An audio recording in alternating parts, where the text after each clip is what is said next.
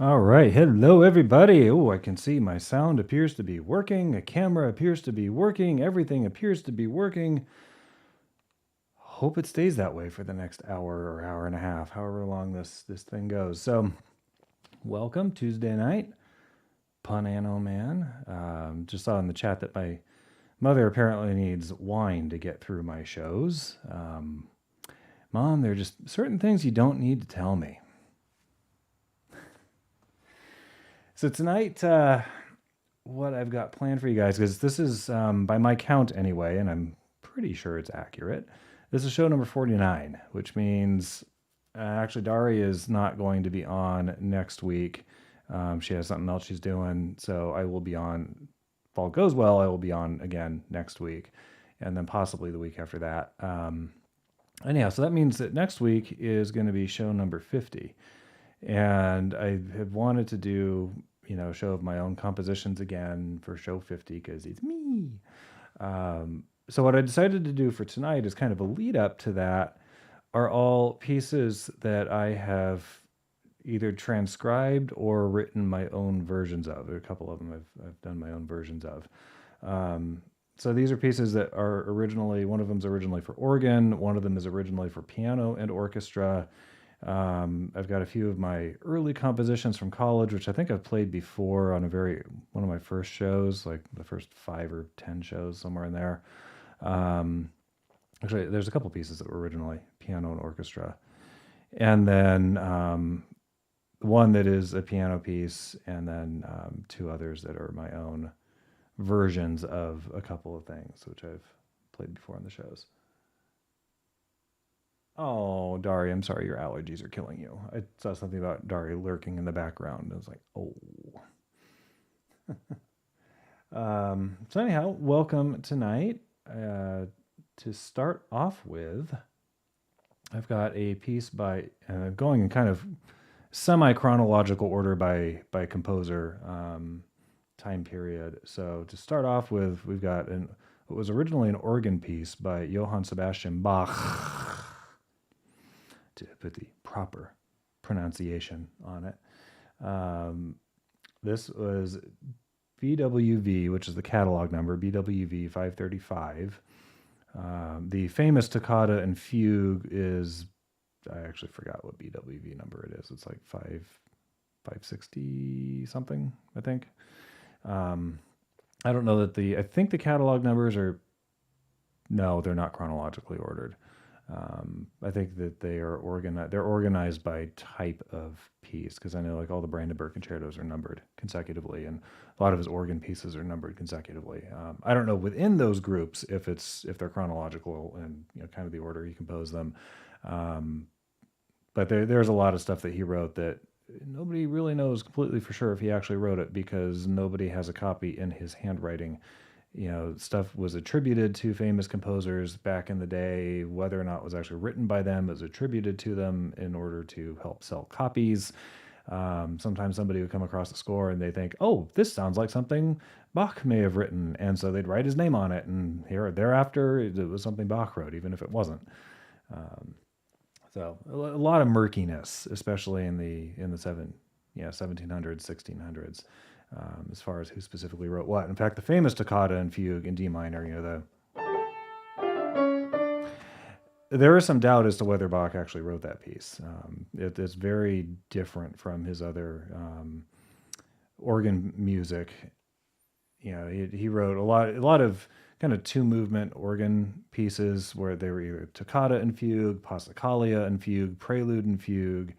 There's a variety. They usually had a fugue as the second component, and then there are a variety of titles for the first component depending on the specific form he was using. So, anywho, this particular one is prelude and fugue.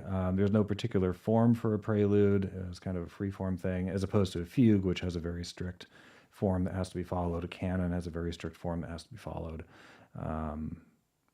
Otherwise, it's not a fugue or a canon. So anyhow, this is a Prelude and Fugue in G minor by Bach. Let me switch my camity cam here. There we go. All right. And I have the microphone on this side now. I know it's kind of blocking a lot of my face, but this way I can look at you guys over here and I'm talking into the camera, talking into the camera. So I figured you'd rather hear me than see the bottom right-hand half of my face. Trade-off. All right, mute this.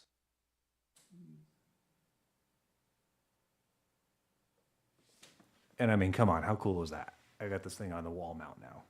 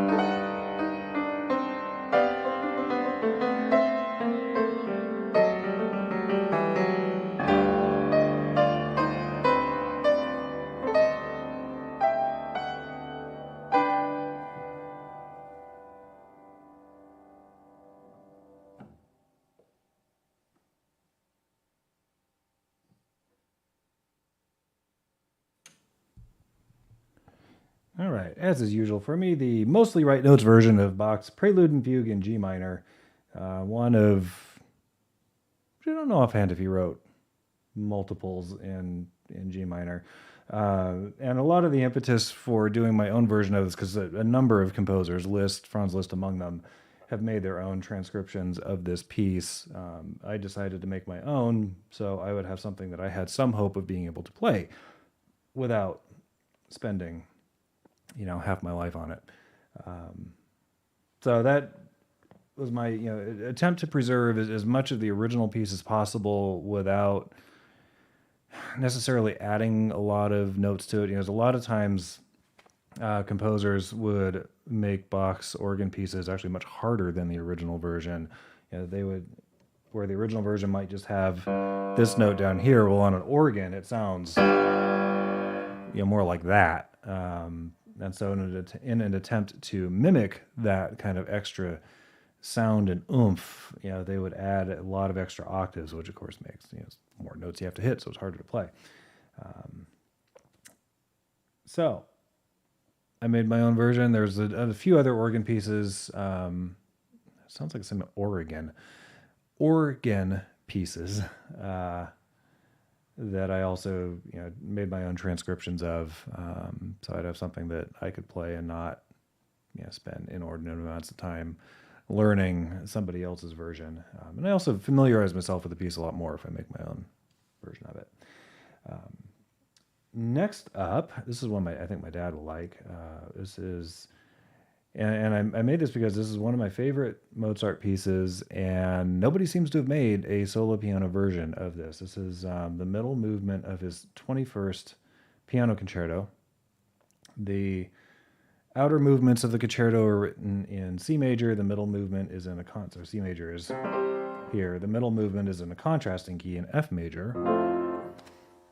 And, this is, as with a number of Mozart tunes, this is one of his better known tunes. Some of you guys might recognize this. Again, this is in my own transcription from the original orchestral and piano score. This is pretty much the entire piano part plus as much of the orchestral part as I could manage.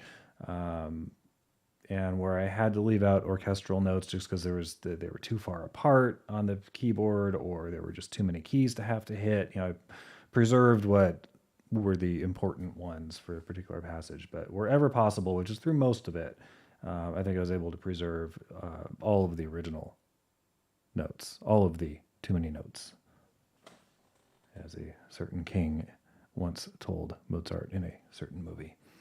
Probably never happened in real life, though, like that. Probably. So this is middle movement of Mozart's Piano Concerto number 21 in piano concertos in C major. This movement is in F for those of you who have perfect pitch.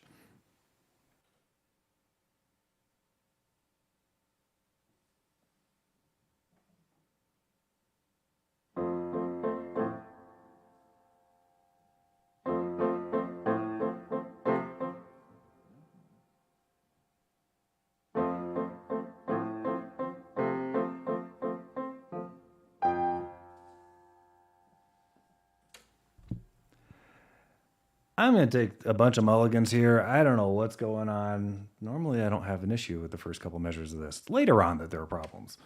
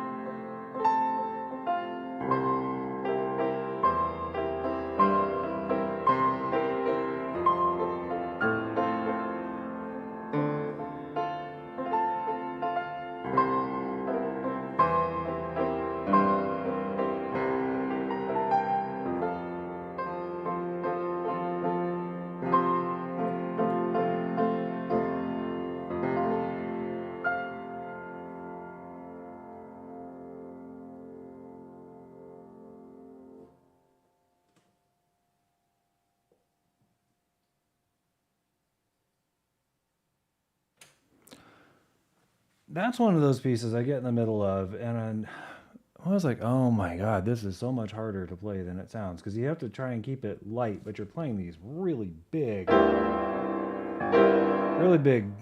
chords with very close spacing, and yeah, I probably should have played it more than once yesterday before performing it tonight, but you get the idea.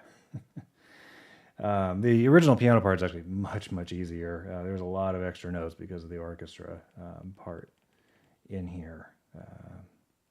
Yeah, that I had to work in, but it's workable. I mean, I don't know that the outer two movements are playable in the solo version.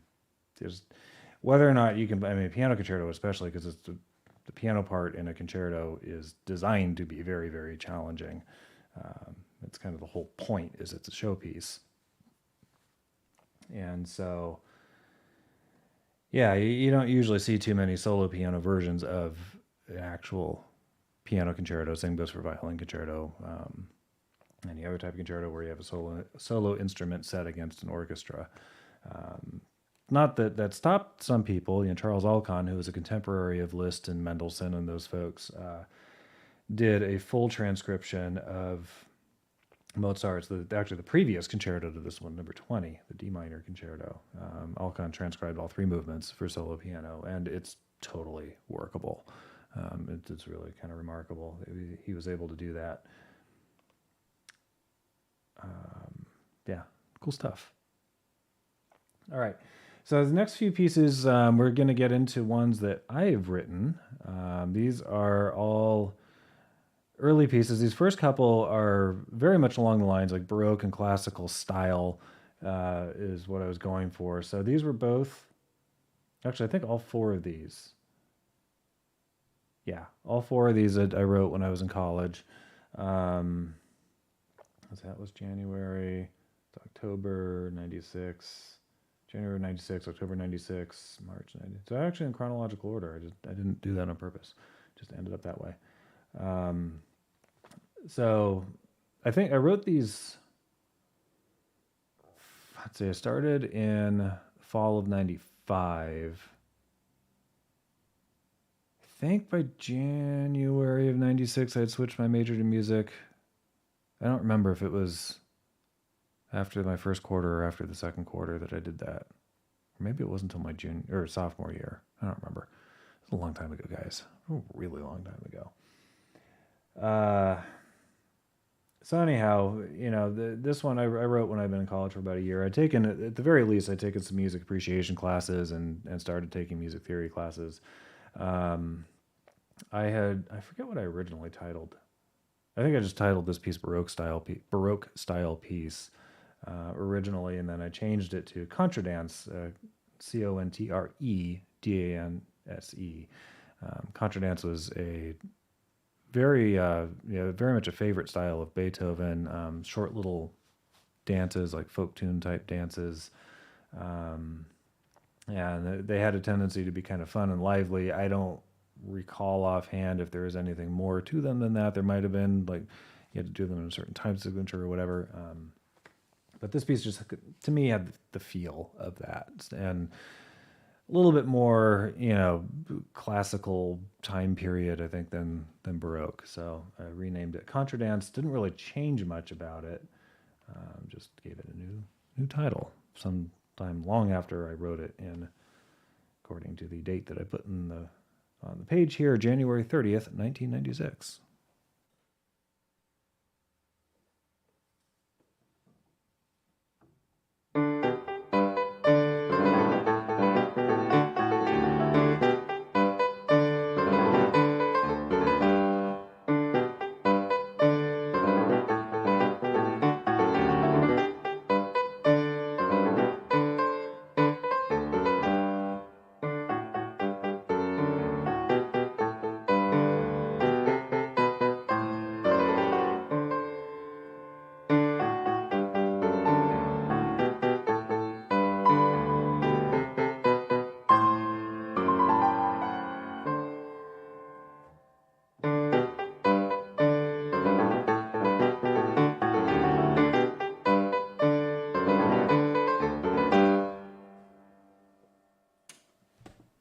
That's it. That's all there was to that one. I'm pretty sure I wrote that for a class assignment. I'm like 99% sure that was actually. I think all four of these pieces that I have lined up here, they were all for music theory class assignments.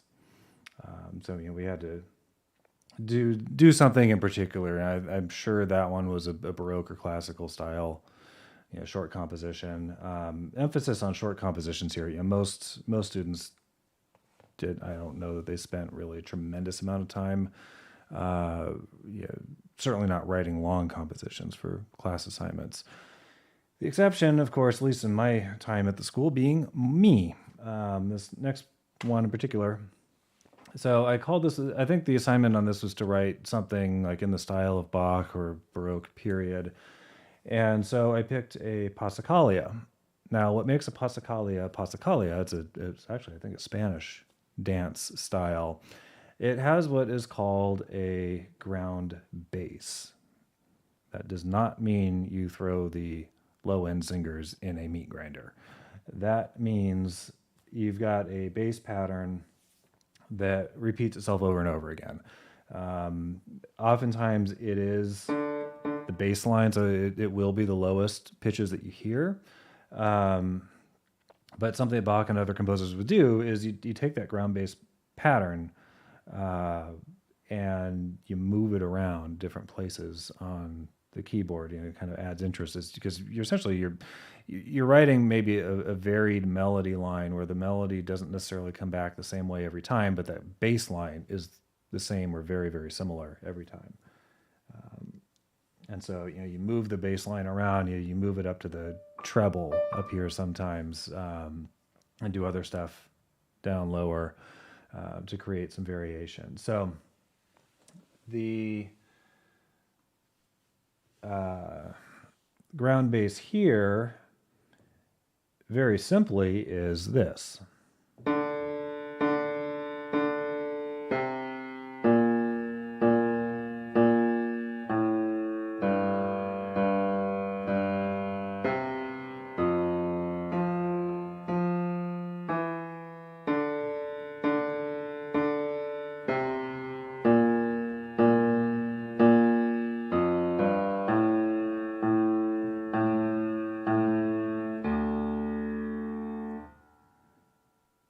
See, already that's how long just getting through the pattern once takes. So I was kind of setting myself up to write a long piece. And I think when I played this for my class, because we had to present our compositions to the class and to the professor. So those of us who could play piano would play our compositions on the piano, or if we had written for other instruments, we would. If we didn't play those instruments, then we'd try and finagle friends of ours who did play those instruments into playing the stuff for us. And barring that, this was the late 1990s, so MIDI was really a popular thing back then.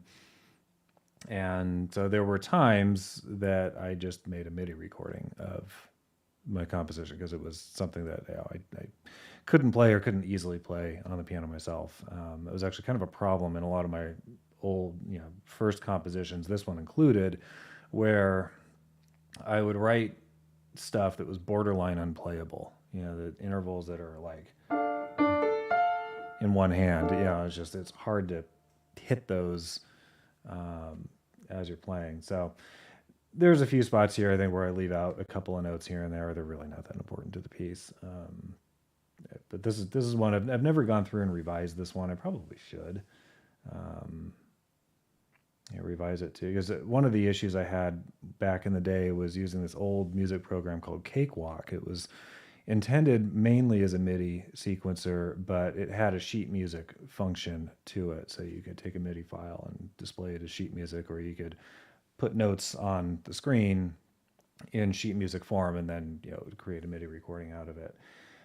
So composing that way, you didn't really have to make something playable. As long as it sounded okay, the computer would just play it, and that was that. So a lot of these original pieces, I didn't really compose at the piano. I think that was certainly true of this one.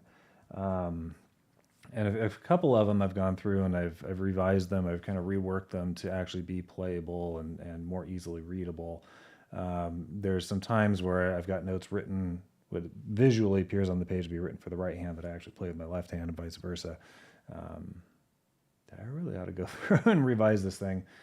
One of the issues with Cakewalk was it had a cutoff between the treble and the bass clef around middle C.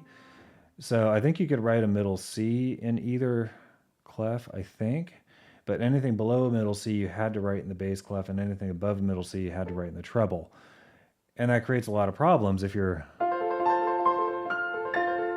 doing that kind of thing where both hands are in the treble or both hands are in the bass. You end up with stuff that's just, it's really, really difficult to read. It would be, trying to think of a good example for those of you who don't read sheet music. It'd be kind of like taking a couple pages of a book and layering the text one over the other almost, or maybe not directly over it, but like, each line is offset or interspersed, and they're really spaced way too closely together to the point where you can't just easily read. You really kind of parse what you're looking at. A lot of issues like that with Cakewalk was not really designed as a sheet music program. It was a pain in the butt. It was functional, and that was about the best that could be said of it.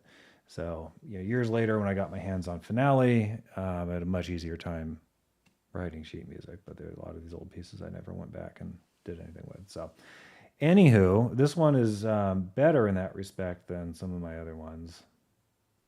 But so anyhow, this is a Passacaglia, again, that ground bass, and you'll just hear that same.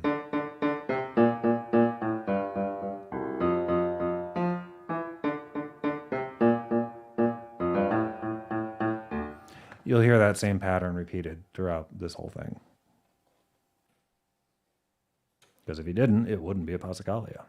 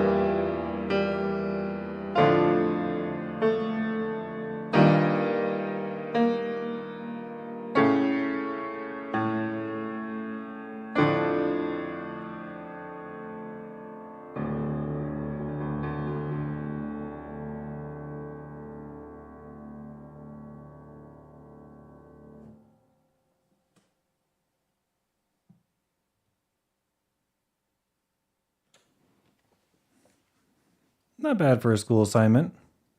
A little repetitive, but not bad. Yeah, that was actually one of the comments, I think, when I started doing it. Yeah, I remember my professor saying, if you want to do something like that, it's like, don't, make sure you're doing something different. Don't just add speed to it. It kind of stuck with me over the years, and I eventually learned how to achieve that. Doing something that's musically interesting. Maybe you're adding speed to it, but you're doing something else with it, so it's not just the exact same thing faster. Well, thank you, Thickety. Yeah, I actually do too. It's I like all four of these pieces. Yeah, I wrote some others for school assignments when I was in college, but these are the four that I'm most proud of. Yeah, this next one, I remember the assignment was to write a piece in the style of Chopin. So I wrote a nocturne, as befits the assignment. Now, what's to me is really weird about this one, and somehow I think that the piece actually works. But what's odd about it is most of the time, especially when you have a bass line, you start off with a bass line, it kind of establishes the key, and this one kind of doesn't do that as much. So you might have.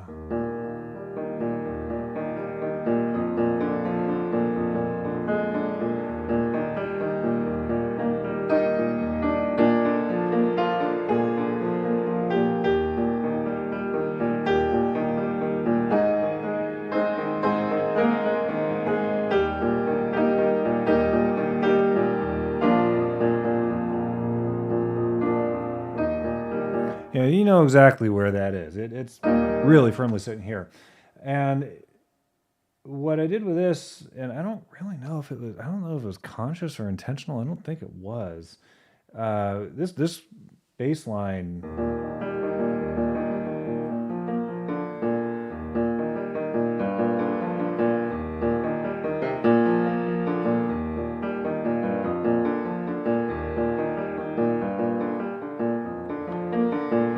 really moves around a lot.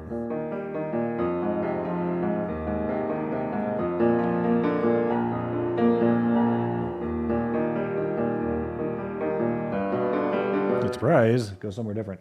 I was playing it much faster than it normally goes, just to kind of illustrate the point. But it really doesn't sit in one spot. It keeps going back to E flat, but it moves away from it very quickly, and that's kind of a hallmark throughout this whole thing. But at the same time, somehow it kind of works. So this was a nocturne in E flat major. Wrote in March of 1997 for a music theory assignment in college.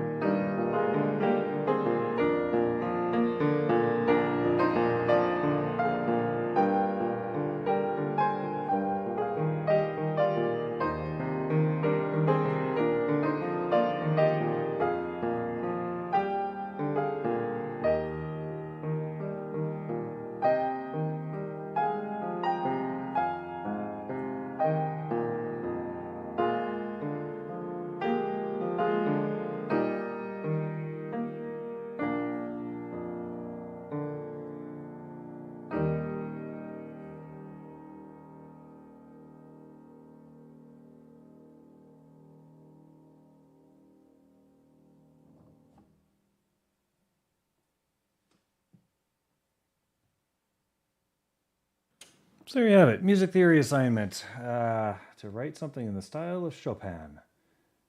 Chopin's definitely better, but I think that's not really a bad effort. And I think the assignment was the same on this next one. Or maybe it's just to write something in romantic style, and I went with Chopin again because, you know, I play piano and Chopin was amazing.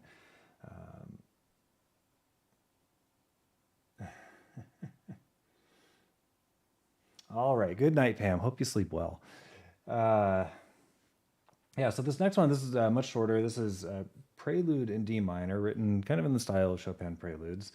And I had a particular one in mind, and I'm completely blanking right now on which one it was. There's one Chopin prelude where he,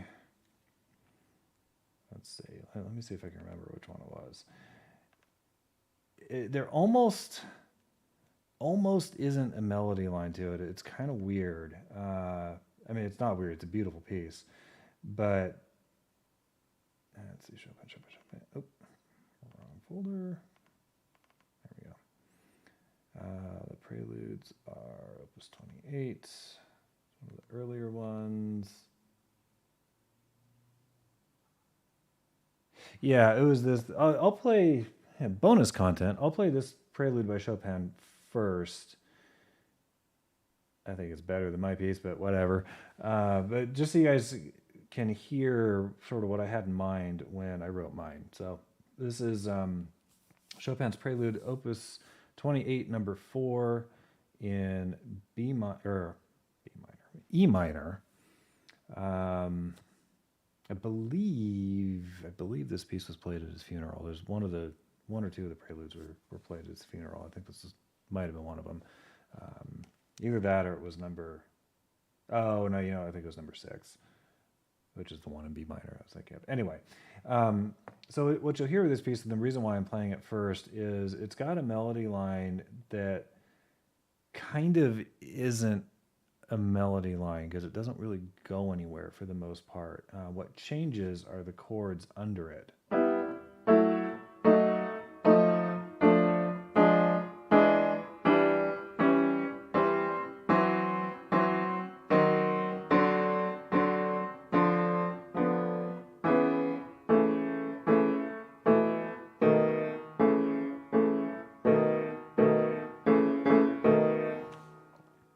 Very, very chromatic, and somehow it works, and it's phenomenal.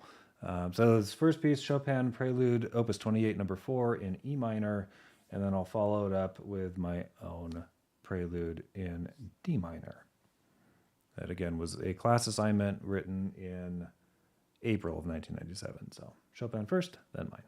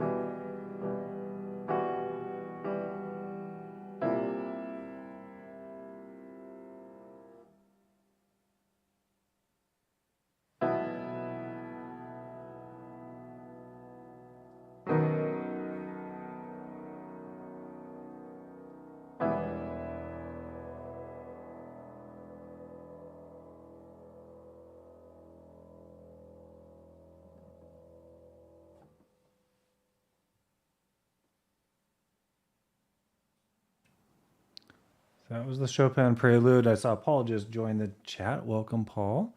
So, Paul, what I'm doing here is I've been playing a number of my own early pieces from like almost 25 something years ago.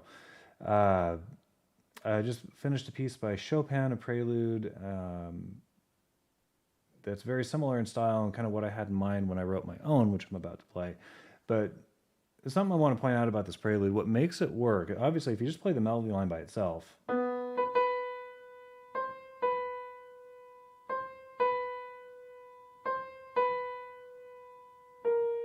it does not sound like anything. You need the bass line going beneath it to give it forward momentum. I mean, it's just the melody lines, there's nothing there. But what makes this piece so incredibly effective and what makes the ending chords, this bit,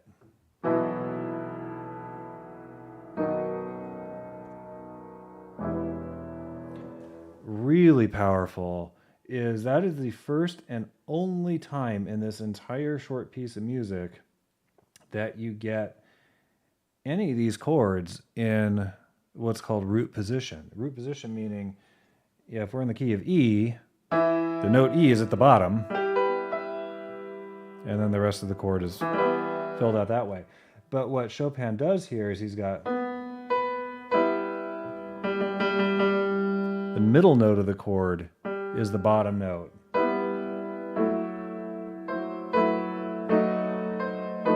And he's just got all these really crunchy diminished chords, and there's just no resolution to it. There's no safe, firm landing here or anywhere else until you get to the end. And then you finally get... And it's brilliant. I mean, it's such a simple little piece, but it's just flipping brilliant. So that is what I had in mind when I was working on, we had to do a music theory assignment. And I believe, because the previous piece I played, I believe was to write something in the style of Chopin. So this other one, this prelude that I wrote, I think was just to write a romantic style piece. And I went with Chopin again because you can't go wrong with Chopin. So for Chopin's Now Mine, written April 1997.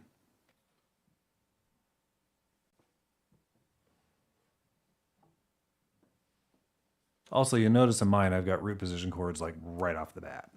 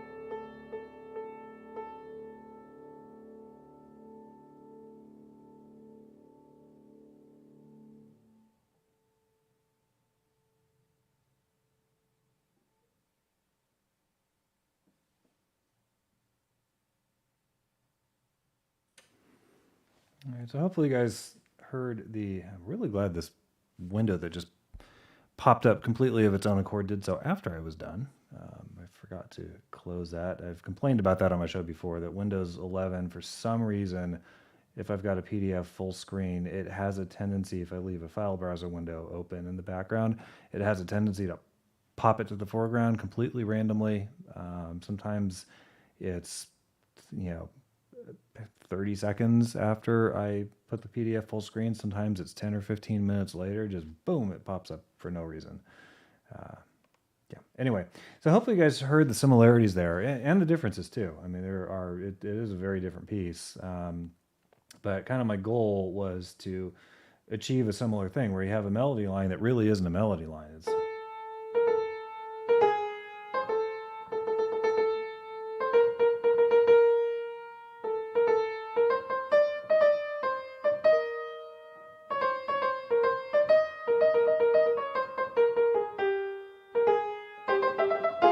And then it moves a little bit.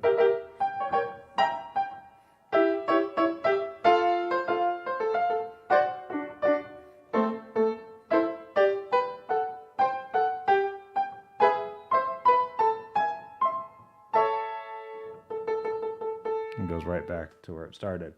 Yeah, kind of like that one. It's neat. And as you may have noticed, I mean, it's in D minor, but does not stay there very long. I mean, it goes, it does this D minor to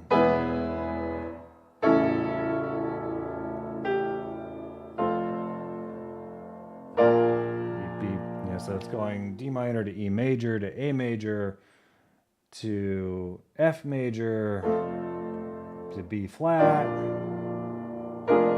to E flat major to A flat. Stays there for a sec. And then goes to F minor. And then ultimately goes to G minor. And lifts up to E5/7, which takes us to A. 5/7, which takes us right back to D minor. And then when the theme comes back, when that opening section repeats, rather than going to D minor to E major, it goes D minor to F sharp minor to B minor to G major. Yeah, so it just does some interesting things. I don't know, if I wrote something like this now, I seriously doubt it would come out the way this one did, but I think it's kind of cool, how it turned out. Let's see, it's already 9:30. All right, I'm going to play a couple others. I think I'm going to skip that one because I didn't actually practice it. This is one you guys might remember, those of you who watched Polly's Picnics. Hopefully I'll play it okay. I've run through it a couple of times. This is my own take. This is from when we did a boy band night. And I was trying to figure out what in the world I was going to do for boy bands. This is what I came up with. Put it in the chat if you recognize it or if you remember it, if you know what it is. Also, don't look at the computer screen because it says right on there and you can probably read it. So.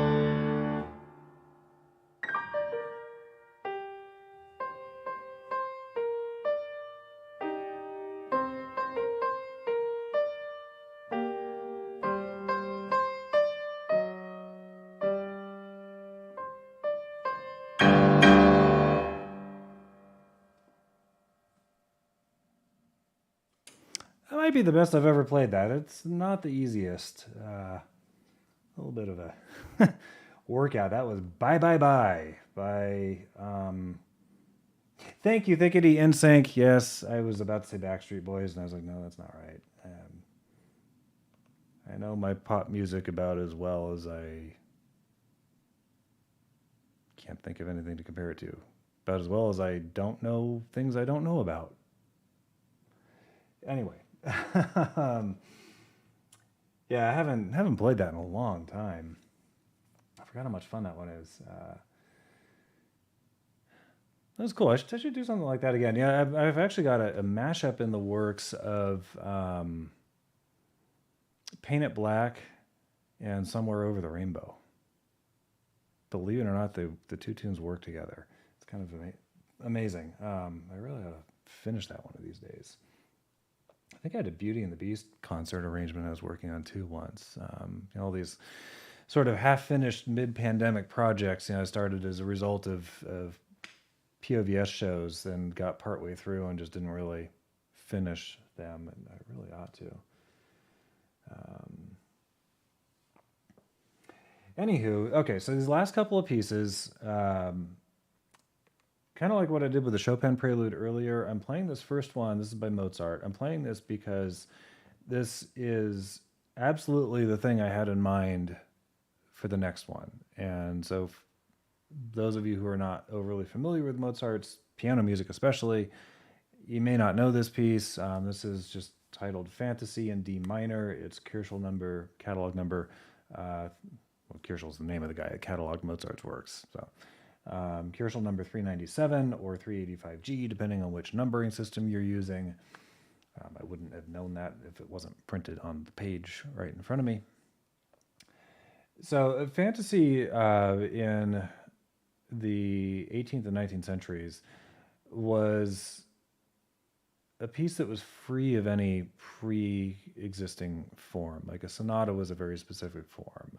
A scherzo used a specific form. Minuet used a specific form. Fugue was a specific form, et cetera, et cetera. Fantasy could be kind of whatever the composer wanted. So this particular one, it's a little bit odd. Yeah, because it's got this extended bit in D minor. Starts off with just arpeggiated chords. I'm playing it too fast, but it starts off with that, and then you have this really cool little melody. And it gets interrupted periodically by fast little passages, fast little runs. It's just kind of an odd little piece. And then it changes character about 2/3 of the way through and just goes into D major and just is totally different. It's happy, happy Mozart again, but it's very brooding in this first section. So anyhow, I'm playing this because this is what I had in mind when I wrote the one I'm playing last here tonight. So this is Mozart Fantasy in D minor, Koschel 397 by Mozart, because it's, yeah, by Mozart. Did I say that enough times? By Mozart.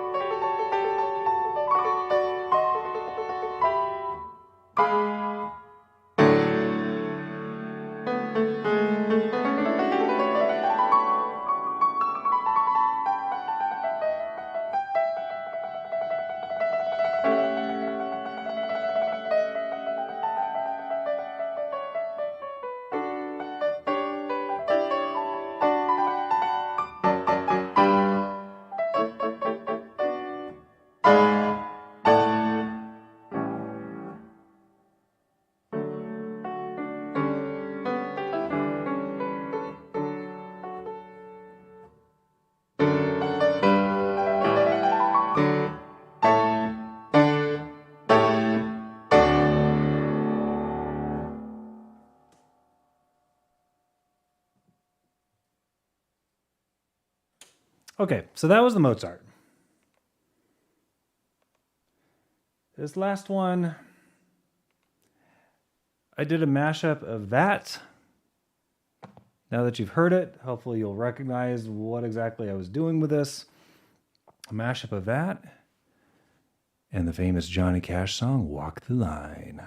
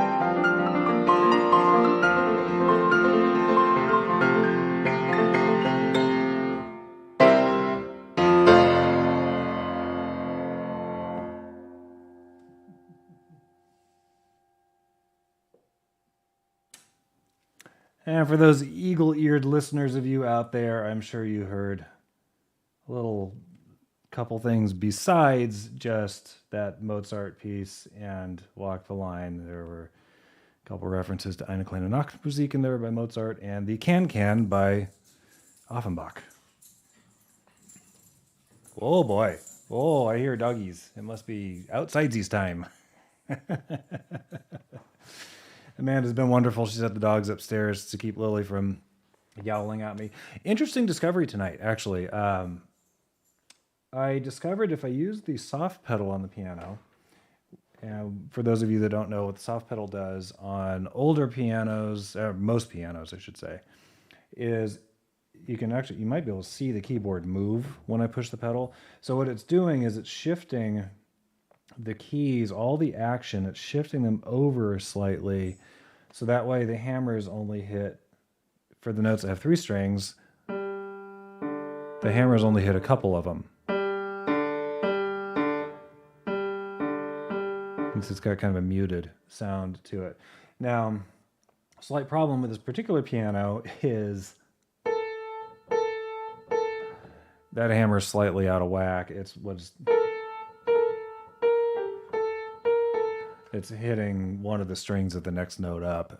It appears to be that's the only hammer in the entire keyboard that's doing it. So I'm hoping that next time I have the piano tuner out, he can just kind of tweak the hammer slightly and fix that. But anyhow, what I discovered today was using the soft pedal, Lily doesn't seem to be bothered by the piano. It's kind of interesting. I don't love using the soft pedal. I don't really like how it alters the sound of the piano. But on the other hand, if it keeps the dog from screaming at me whenever I play, I don't know, it might be some incentive to use it. So, yeah, oops, interesting little discovery. All right. I actually, wonder of wonders, I actually have graphics tonight for promotions. So coming up, mañana noche, we have Amanda on Demanda. This is the generic graphic that she gave me. I'll have to have her put in the chat what she's doing. She's outside with the dogs right now. I don't recall offhand if she did have a theme. Shoot. I completely forgot what it was. And wait, hang on. Hold the phone if you have a phone. I mean, it's generally preferable to dropping it, right? Divas Night. That's right. She's going to be featuring some Tina Turner music. But definitely get your requests in, amandaondemanda.com. Put in those requests ASAP because, tomorrow's Wednesday. But join us tomorrow night at 8 o'clock. It should be a great show. She always puts on a good show. Then coming up after that, we've got episode 38 of The Cove. That'll be 9:15 on Thursday night. Actually, I think I have these out of order because really what we have first Thursday night on June 1st at 8 p.m. is Lovecast number 147 with Mr. Hunter Ackerman. So join us for various acoustics, originals, and covers that he does. He's amazing. And then after that at 9:15, we'll have a Cove with Mr. Paul Carganello, the one and only. And that's always a real fun show that Paul puts on. He does great, arrangements, acoustic arrangements of lots of different songs.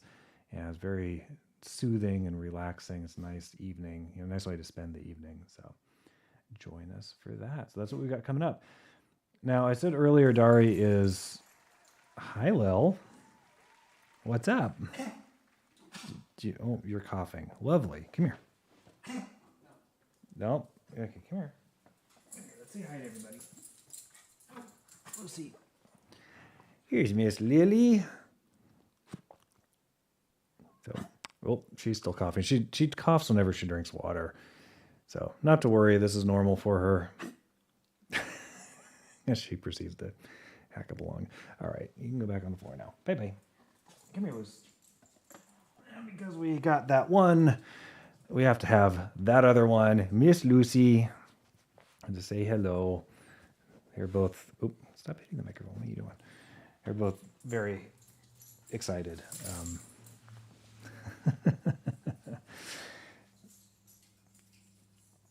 All right, covered in dog hair now.